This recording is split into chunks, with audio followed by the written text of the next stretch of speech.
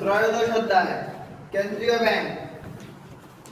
কেন্দ্রীয় ব্যাংকে বলছে জনকল্যাণের উদ্দেশ্যে সরকারের নিয়ন্ত্রণে পরিচালিত ব্যাংক কি হলো? কেন্দ্রীয় ব্যাংক।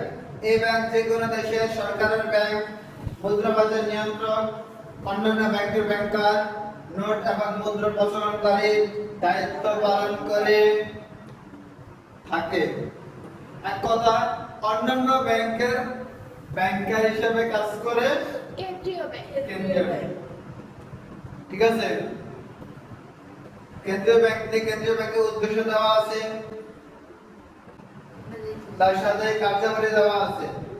কেন্দ্রীয় ব্যাংকের গঠন এবং ব্যবস্থাপনা দেওয়া আছে, তার সাথে কেন্দ্রীয় ব্যাংকের সংক্ষিপ্ত ইতিহাস দেওয়া আছে। নিজ দায়িত্ব পড়ে নেবেন, বহুত ফায়দা হবে।